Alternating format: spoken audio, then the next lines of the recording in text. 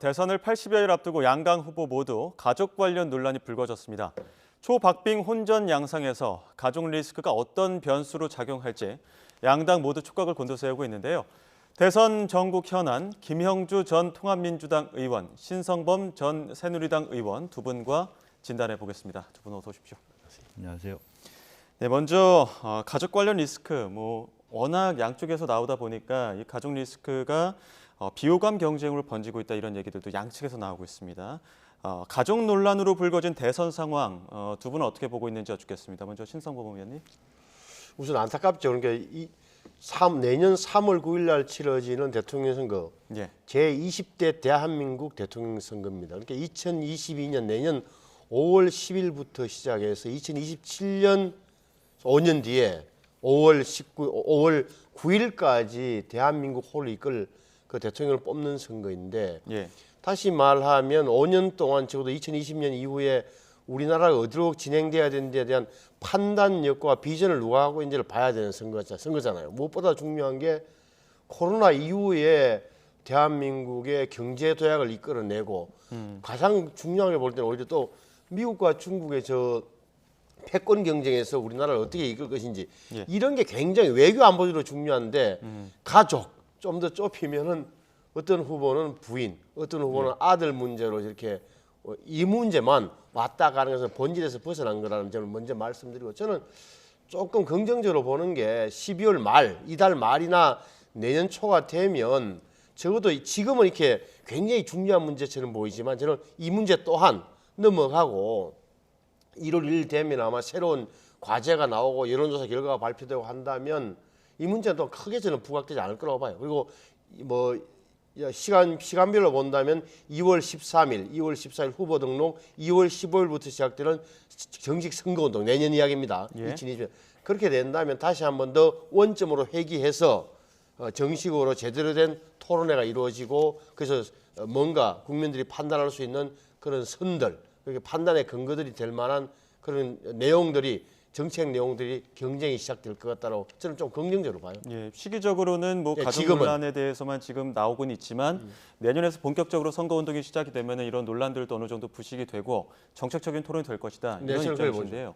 김 전 의원은 어떻게 보십니까? 우선은 뭐 큰 국가적인 전환과 과제라고 하는 것을 정치권 전체가 충실하게 준비해오지 못했다라는 예. 부분이 있고 더군다나 이번 대선 후보들은 양당 모두가 소위 영선 후보라고 해서 정치적인 국회의원의 경험들이 없고 그러다 보니까 자기가 그런 경험 속에서 물론 우리 이재명 후보는 뭐 도지사를 하셨고 여러 가지 정책 경험이 있습니다만은 그래도 전체 중앙정부를 이끌어가는 상당히 많은 자원들을 배치하고 변화시킬 수 있는 그런 면에서 양당 모두가 모자람이 있다. 이제 그렇기 때문에 그런 자체에서의 어떤 한계들을 상대 후보의 네거티브, 상대 후보의 약점으로 자기의 그 말하자면 그 비어 있는 공간을 채우려고 예. 하는 의도가 있지 않았냐.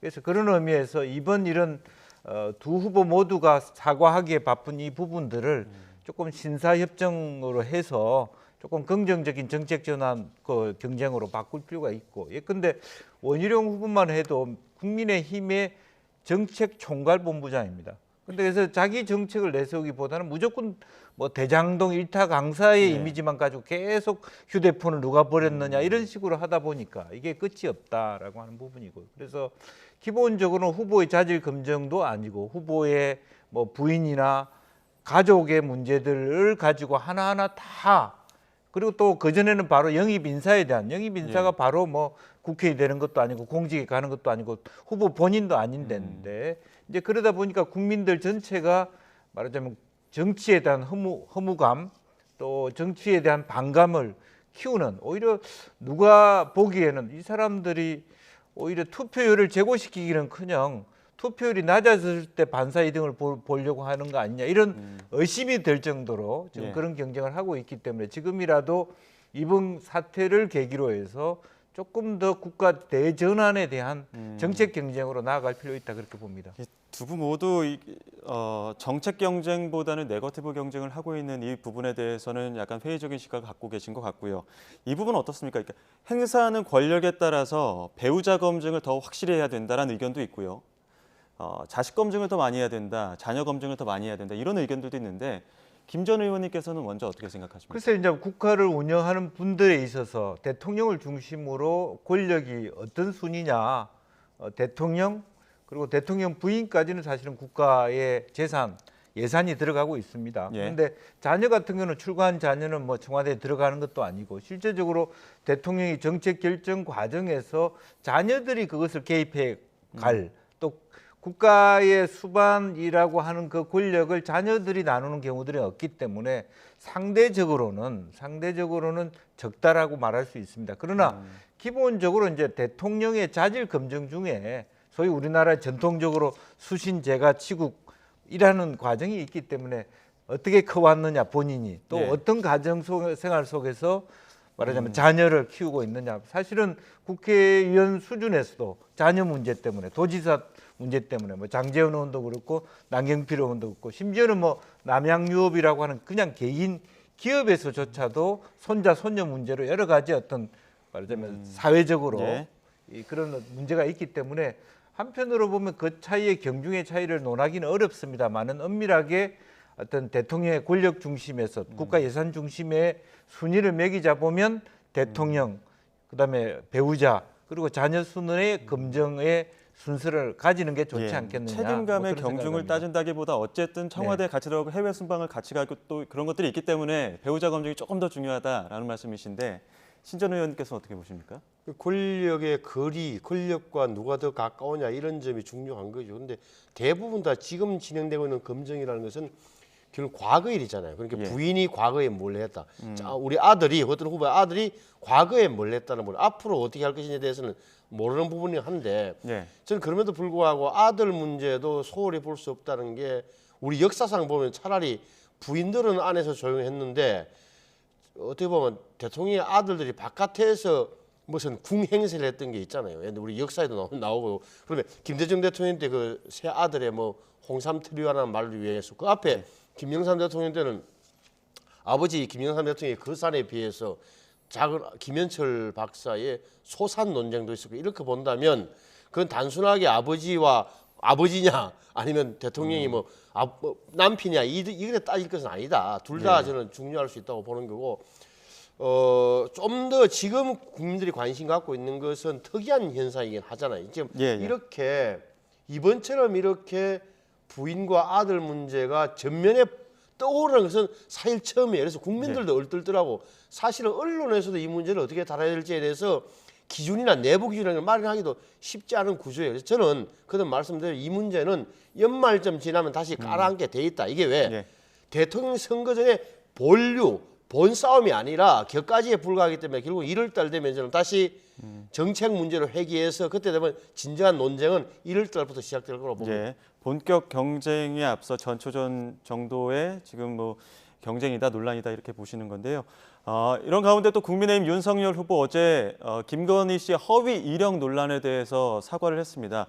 그 의혹이 보도된 직후 뭐 사실 확인부터 하겠다는 입장이었었는데 그 입장과 달라졌습니다. 관련 녹취 듣고 다시 이야기 나눠가도록 하겠습니다. 결론이 어떻게 나든지 간에 국민께서 기대하시는 그런 그 눈높이와 그 수준의 미흡한 점에 대해서는 뭐 저나 제 처나 그 부분에 대해서는 국민께 뭐 사과를 나중에 드린다, 지금 드린다가 아니라 국민께 늘 죄송한 마음을 가지고 있고요. 국민께 어떠한 결론이 있더라도 어쨌든 공세의 빌미라도 준 것 자체가 그거는 잘못됐다고 저는 생각합니다. 과거 제가 가졌던 일관된 그 원칙과 잣대, 그건 저와 제 가족, 제 주변에 대해서도 똑같이 적용이 되어야 합니다. 아내와 관련된 국민의 비판을 겸허히 달게 받겠습니다. 그리고 더 낮은 자세로 국민께 다가가겠습니다. 죄송합니다. 네, 지금 두 개의 녹취를 봤습니다. 첫째 녹취에서는 결론이 어떻게 나든 그러니까 판단에 어떤 여지를 남겨뒀다면 다음 그 사과에서는 이유를 불문하고 사과를 한다는 입장으로 입장이 좀 바뀌었는데 이렇게 입장이 바뀐 배경은 어디에 있다고 보십니까? 그제 태도나 어제 태도 좀 달라졌잖아요, 그죠? 예. 그리고 왜 그러냐면 제가 볼 때는 윤석열 후보로서는 그제 그러니까 그 목요일 날 그 사과가 잘못됐다고 이제 아차 싶었던 거예요. 왜 그러냐면 보십시오. 이게 좀 부인을 두둔한다는 태도. 예. 그 그 여권 공세가 부당하지만 단서를 달았다는 이런 부분이 깔끔한 사과가 안 됐다는 비판이 많아지니까 어제 예. 결국은 이제 뭐라고 정확하게 사과를 한 거예요. 다시 말하면 경력 기재가 정확하지 않고 이 부분을 정확하게 사과를 하고 최소합니다라고 사과를 했기 때문에 어제 말하면은 윤석열 대통령 후보가 부인 김건희 씨를 대신해서 총체적으로 사과했다 이렇게 표현해야 될 것 같아요. 아차 싶은 마음이 있었고 그렇기 때문에 총체적으로 사과를 했다라고는 하셨지만 민주당 입장에서는 사과가 적절치 못했다. 그 다른 비유를 들기도 했었는데 어떻게 보십니까? 글쎄요, 이제 무슨 뭐 관훈 토론회 때에서는 부분적인 뭐 오류가 있다 하더라도 사실은 그게 큰 틀에서는 그게 진위에 있어서 진실에 가깝다라고 크게 옹호를 하다가 예. 부분적으로 조금씩 박사 논문은 뭐 문제가 있다라고 하다가 사실은 뭐 몇 가지 형식적인 문제도 있었죠. 이제 사과의 뭐라자면 발언 스타일도 너무 길게 과정을 설명하다 보니까 사과 같지도 않은 예. 사과는 한 것 같은데 팩트 체크형 사과다 보니까 더 밝혀지면 사과하겠다라고 하니까 이게 사과냐는 논란이 불러졌고 또 하나 이미 그 전에 그 김건희 여사 본인 스스로가 잘못됐다라고 하는 부분 허위가 나왔음에도 불구하고 그 부분에 대한 인지를 하지 못했다는 거고 또 더 나아가서는 공정과 상식이라고 하는 자기 원칙과 크게 위배된다. 즉 과거에 신정아 씨 문제와 비교했을 때 부인이 이루어진 일들도 똑같은 잣대로 해야 된다는 비판이 일었기 때문에 예. 그런 문제에서 본인이 아차하는 생각도 들었을 거라고 보여집니다. 예. 그 신정아 씨 이야기를 하셨기 때문에 네. 그 신정아 사건이라는 게 국민의힘 그 윤석열 후보가 검사 시절에 네. 구형을 했던 사건이지 않습니까? 네. 그 사건과 지금 이 사건이 비슷하다고 민주당 지금 보시는 거죠? 그렇죠. 그때도 시간 강사의 그 허위 예. 기록으로 인해서 예. 실형을 때리지 않았습니까? 예, 교수라고 허위 기재를 예, 하고 예. 또 유용한 사례들이 있기 때문에 그걸로 네네. 실형을 지금 선고받았죠. 그때 업무 방해죄, 사문서 위조 예. 사문서를 가지고 활용했다는 부분이었는데 지금 그런 부분이 있는 거거든. 물론 사단법인 개인산업협회의 그 말하자면 재직 증명서가 사실이라 하더라도 실제적으로 뭐 삼성 순회역에 있는 삼성 프라자에 한 걸 삼성 미술관에 했다든지 아니면 서울대 경영대학원에 있는 부분을 석사하기로 했다든지 여러 가지 어떤 학력에 있어서의 오류가 있는 거고 정확하게 서울국제 만화 애니메이션 대상은 출품도 하지 않았어요. 그러니까 명백하게 허위가 기재되어 있습니다. 그렇다면 그런 상식과 공정이라는 차원에서는 굉장히 강한 실형을 때려줄 수 있는 부분인데 그럴 수 있었다, 기억이 안 난다라는 것으로 덮어 넘어갈 수 없는 지경에 예. 와 있다는 것이죠. 지금 신정아 사건과 비교를 해서 민주당 측에서 언급을 했지만 이현주 의원 측에서는 지금 이 사안에 대해서 조국 전 장관과 같은 선상에서 조사가 필요하다, 내로남불은 안 된다 이런 또 언급을 했거든요. 아니 우선 상황을 좀 정확히 봐야 되는데 예. 신정아 씨 사건하고 지금 동률에 놓을 수는 없다고 봐요. 왜냐면 이거는 그 뭐 호를 떠나서 사실관계를 알아야 되는데 신정아 씨 사건 때는 동국대의 전임 교원이었어요. 예. 교수로 가는 길이었어요. 근데 예. 신정아 씨 혐의는 뭐냐면 미국 캔자스 대학 학사와 석사, 예일대학교 박사 학위를 위조한 거예요. 위조. 예.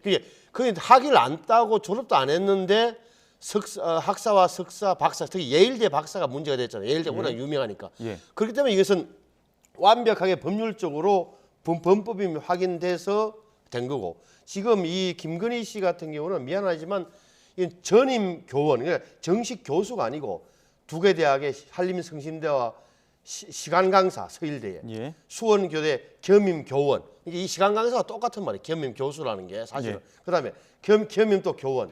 그 국민대 마지막에는 비전임 교원. 어떻게 보면 다른 직업을 갖고 있으면서 하는 이런 식이었단 말이에요. 이게 정식 교수가 아닌 자리였다는 점을 좀 예. 하나 차이가 있는 거고 이게 전임 교원이냐 아니냐. 또 하나는 적어도 졸업장을 위조하진 않았잖아요. 김건희 씨는. 이게 일부를 보면 사실과 사실이 아닌 혼재돼 있잖아요. 예를 들어서 뭐 서울대학교 경영대학원 전문대학 경영전문대학을 나왔는데 경영학과를 썼다. 이거는 부풀리기나 아니면 의도적인 게 느껴지는 그런 대목이 있지만 예. 사실과 어떤 것도 사실인데 해석을 잘못했던 이런 부분이 있단 말이에요. 그러니까 예. 다시 말하면 위조를 했다. 정식으로 졸업 증명서라는 걸 위조한 것은 아니단 말이에요. 예. 다만 지금 위조한 건이 나올 수 있다는 게 지금 뭐 한국게임산업협회의 기획이사 부분이 위조한 건 아니냐는 걸 확인된 바가 없고 예.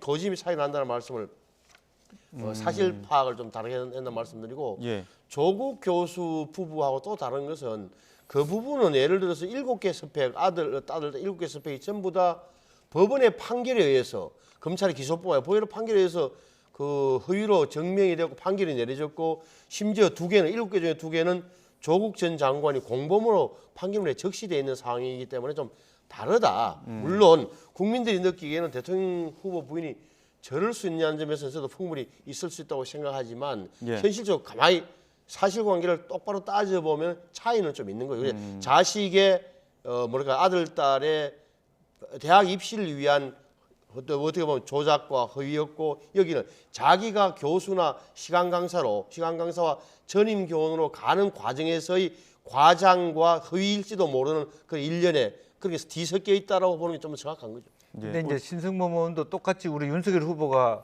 크게 그 혼났던 부분을 다시 반복하는데 시간 강사와 금융 교수 똑같다고 방금 말씀하시는데 시간 강사. 굉장히 다릅니다. 어떤 면에서 다르냐면 겸임 교수는요 재직을 다른데 재직을 해야 되고 월급을 받아야 됩니다 지금. 실제로 물론 워딩 때문에 화가 난 부분도 있죠. 뭐 예. 시간 강사는 아무나 뽑는다 이렇게 얘기해서는 안 되죠. 예. 시간 강사도 요즘 되게 어렵습니다만은 겸임 교수하고 시간 강사가 완전히 달라졌어요. 그래서 심지어는 겸임 교수로 되기 위해서 분명히 어떤 회사에 취직이 돼 있어야 되고 월급을 받아야 된다고까지 돼 있거든요. 다만 저희들이 10배 양보해서 말하자면 이 김건희 여사가 겸임 교수로 할 때는 지금과 같은 제도 이전의 단계여서 비교적 지금처럼 그런 강한 잣대는 없었습니다. 그런데 최근에 들어서는 실제로 분명히 그렇다는 것. 그렇기 때문에 말하자면 윤석열 후보가 그런 말씀을 함으로 인해서 현실을 너무 모른다는 현재 그러니까 겸임 교수와 시간 강사 구분을 못 하고 있다는 것까지 더 플러스가 되고 있다는 것을 말씀을 드리고 예. 싶어요. 김 의원, 김인조 의원 말씀이 저는 뭐 일리가 있다고 보는데 예를 들어서 이제 수원 여대 문제가 생겼던 게 2007년이죠. 2007년. 지금 우리가 전임 강사법이 통과된 게 제가 기억나기로 하면 2년인가 3년 전일 겁니다. 그러니까 지금은 완벽하게 시간 강사와 이런 게 달라졌는데 2007년만 하더라도 겸임 교원 그게 겸임 교수와 시간 강사의 다른 표현이라는 것도 있었고 어떻게 보면 굉장히 느슨해서 예. 이런 부분에 대한 지금 가지 않았다는 사실은 또한 사실이에요. 예, 이 교수라는 직책에 또 채용 상황에 따라서 조금 해석할 여지가 다르다 이런 말씀을 해주셨는데요. 지금 이렇게 논란이 불거진 그 시점을 좀 생각을 해보면 김건희 씨가 이 언론 대응에서 조금 리스크를 키웠 것 아니냐 이런 지적들이 나오고 있거든요. 그러다 보니까 이제 민주당처럼 어떤 선대위 차원의 배우자식이 필요한 거 아니냐 이런 얘기가 국민의힘 쪽에서도 나오는 것 같아요. 그러니까 이 대응을 정말 당과 선대위가 좀 잘못한 측면이 있는 게 그러니까 김건희 씨의 등판을 놓고 많은 이야기들이 언론에 보도됐고 이른바 김건희 씨 리스크라는 것도 이미 많이 나왔는데 어떻게 해서 이렇게 혼자 내버려두는지 방치하다시피 이 사실 대통령 선거라는 게 엄청난 전쟁이고 전투인데 예. 가장 중요한 변수가 될 수 있는 요소를 저렇게 방치한 것에 대해서는 사실 선대위 차원이나 좀 반성을 해야 되고 그다음에 여기서는 지금 당장 정무적 감각과 언론 감각이 있는 사람이 전문가가 후보의 부인 김건희 씨를 쉽게 하면 관리를 해야 돼요. 메시지도 관리해줘야 되고 입장도 정리를 해줘야 되고 행동 양태도 이렇게 그 기자들 전화 함부로 못 받도록 한다 이런 게 다 사실은 이게 정치의 흐름 속에서 녹아 들어가야 되는데 늦었다. 지금이라도 저는 빨리 해야 된다고 봐요. 그 이제 배우자의 메시지도 선대위 차원에서 좀 정리가 당연하죠. 되고 이렇게 메시지가 내놔야 된다 이런 입장이신데요. 이쯤에 주제를 좀 바꿔보겠습니다. 이재명 더불어민주당 후보 그 아들의 불법 도박 또 성매매 의혹과 관련해서 아주 빠르게 사과를 했습니다. 관련 입장 듣고 다시 이야기 나누겠습니다. 제 가족들과 관련해서 매우 불미스러운 일이 발생했습니다. 자식을 가르치는 부모 입장에서 참으로 죄송하다는 말씀을 드립니다. 앞으로 이런 일 발생하지 않도록 배전의 노력을 기울이겠다는 말씀을 드립니다. 국민 여러분께 매우 죄송하다는 말씀 다시 한번 드리고 깊이 사죄드립니다. 저도 확인을 해봤는데 그 성매매 사실은 없었다고 합니다.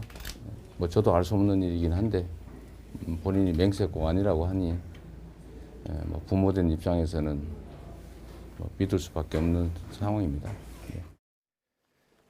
의혹이 불거지고 4시간 만에 사과를 했습니다. 이러다 보니까 일각에서는 의혹보다 사과를 먼저 받았다 이런 이야기들도 있었는데 지금 이렇게 빠른 사과, 윤석열 후보의 그 사과 타이밍과는 조금 차이가 있다라는 분석들도 나오거든요. 어떻게 보셨습니까? 이 후보가 저렇게 빨리 사과하고 정확하게 사과한 것은 잘했다고 생각해요. 근데 예. 저 이제 뒤섞여 있는 건데 처음에 그제 16일 날 처음 보도가 될 때만 하더라도 그 아들이 그냥 단순 도박인 줄 알았는데 뒤에 보니까 다시 첫째는 작년 11월까지가 작년 7월까지인가 아니라 올해 예. 지금 당장 며칠 전까지 올해 12월 8일까지 예. 지금 며칠 전 8일 전 열흘 전이죠. 열흘 전까지도 도박을 했다는 사실이 하나 새롭게 추가됐고 또 하나는 마사지 업소에 가서 후기를 올리는 게 할머니 그러니까 이재명 후보의 모친 어머니 상기일 때 이렇게 발인하고 난 다음 날이다 이런 보도까지 나왔으니까 이 부분에 대해서는 또 다른 사실은 뭐라 그럴까 이렇게 아들을 어떻게 키웠길래 이런 소리가 나올 정도로 조금은 더 다른 상황이 전개되고 있다고 보는 거죠. 물론 이제 뒤에 이재명 후보 발언 가운데 저 부분은 이제 아들한테 물어보니까 성매매는 없었다는 걸 확인해 주긴 했습니다만 예. 그 부분에 대한 의심은 좀 가시지 않고 있다고 보는 게 맞는 것 같아요. 사과는 빨랐지만 다른 내용들에 대해서도 조금 더 다른 폭넓게 의혹들이 사과를 해야 추가로 된다. 제기되면서 예. 뭐지라는 그게 좀 정리가 안 돼 있다고 보는 거예요. 민주당 입장에서는 지금 이 사과에 대해서는 어떻게 판단하고 계십니까? 글쎄요, 이제 바로 그 사과 직전에 이제 어떤 SNS 소통하는 과정에서 예. 아들 문제 일어났으니까 우리 아들이 그런 일 안 하는데 이렇게 그런 언론들 나왔기 때문에 정말 이재명 후보가 그런 아들의 어떤 불법 도박 관련된 것을 모르고 있었던 것 같습니다. 예. 그런 면에서는 굉장히 큰 충격을 받았을 것이고 왜냐하면 자기 부친도 도박 문제 때문에 사실은 집안이 어렵고 망해서 예. 충남으로 왔다는 거 있기 때문에 또 국가의 로또 사업이나 복권 사업 자체도 이재명 지사가 굉장히 그거로 인해서 트라우마 정도라 할까 네. 굉장히 안 좋게 평했던 부분이 있었기 때문에 아마 알고 있었다면 자녀가 도박을 한다는 것은 사실은 결코 수용할 수 없었을 것이라고 보여지는데 예. 이제 그럼에도 불구하고 그런 의혹이 터져서 사실은 부모 입장에서 또 혹은 국가 지도자가 되는 그 입장에서 봤을 때 굉장히 큰 어떤 예.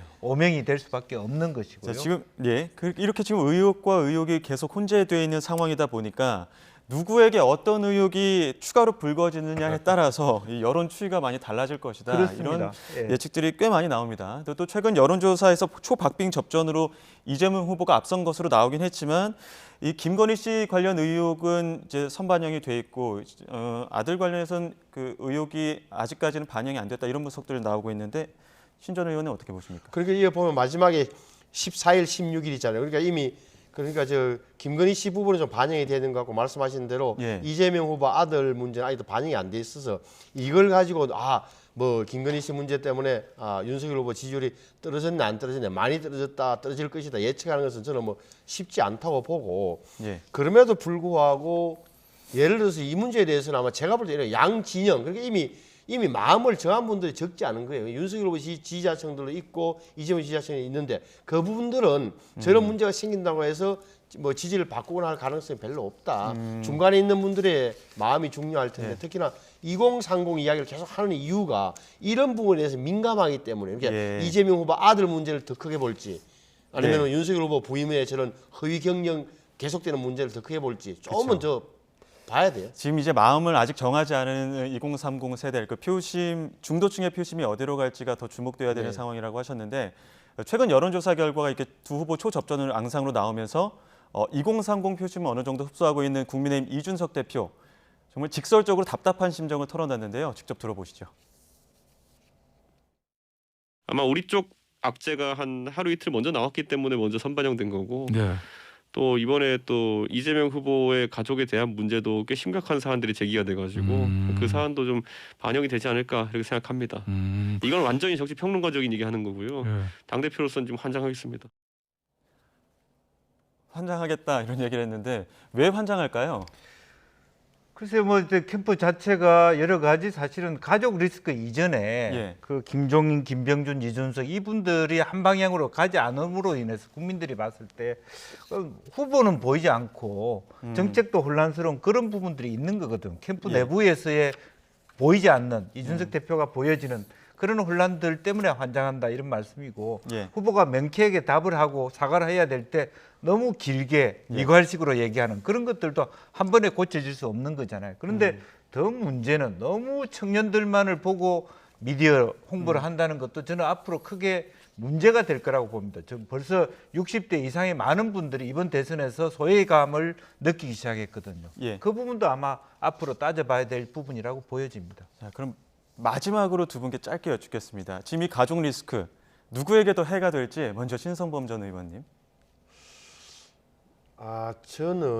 저는 이게 결국은 이미지 싸움인데 국민들이 보시기에 윤석열 후보는 그 저래본들 예. 왜 저렇게 부인을 이게 시켜 장가를 잘못 간 죄 이렇게 느끼실 것 같고 예. 이재명 후보는 왜 애들을 저렇게 정치하면서 저렇게 키웠지 혹여나 뭐라 그럴까요 좀 집안 문제라든지 이렇게 부인과 굉장히 살갑게 자기라고 하는 이 부분 뒤에 가리진 뭔가 있는 것 아니냐라는 예. 가정세에 대한 그런 의구심이 든다면 글쎄요 손해를 뭐 제가 말하기는 곤란할 것 같아요. 두 후보 모두 어찌됐든 이 질타를 피하지 못할 것이다 이런 입장이신데 김 전 의원은 어떻게 보십니까? 아무래도 윤 후보가 더 어렵다고 봐야죠. 왜냐하면 네. 국민들의 도덕적 잣대가 상식과 정의 이런 부분이 더 윤석열 후보를 대통령 후보로 만든 이유잖아요. 그러니까 도덕적 잣대가 훨씬 더 윤석열 후보에 높기 때문에